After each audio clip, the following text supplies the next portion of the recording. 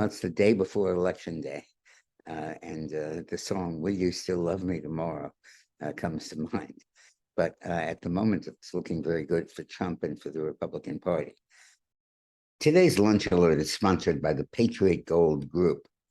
There's been a major development taking shape right now in Kazan, Russia, where the BRICS countries are meeting to plan their future strategy.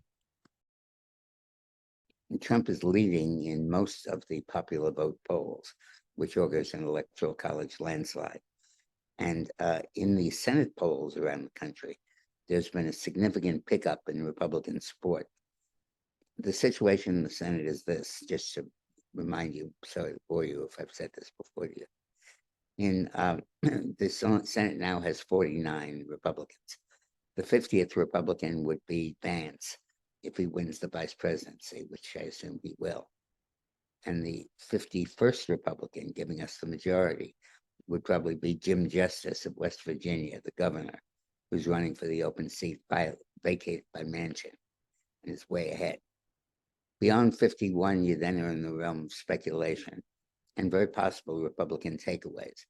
There are about 6 seats where the Republican is behind in the polling, usually by 2 or 3 points or less, and in which he's been moving up significantly, and in which Trump is very likely to carry the district, perhaps by a lot. They are Ohio, where Bernie Moreno has an excellent chance to defeat the incumbent Democrat. In Pennsylvania, McDowell, the Republican, also has a pretty good chance to defeat Casey, the Democrat. These are all Senate races.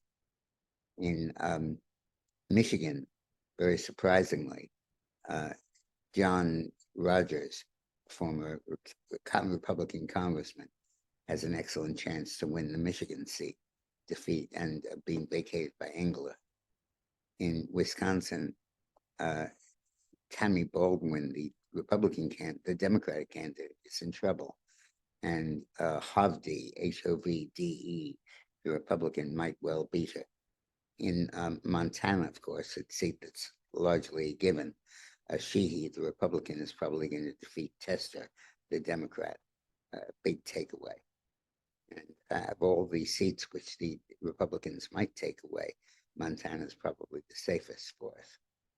And in Nevada, Jackie Rosen, the incumbent Democrat, may lose her seat after 3 terms in the Senate to Sam Brown, a decorated war hero.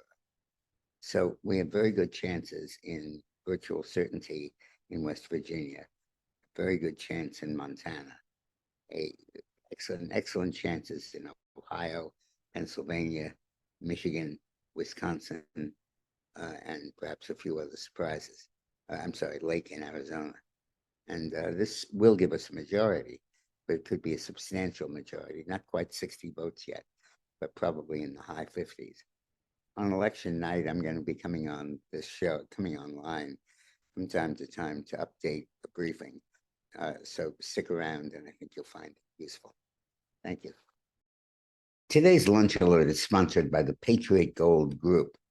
There's been a major development taking shape right now in Kazan, Russia, where the BRICS countries are meeting to plan their future strategy.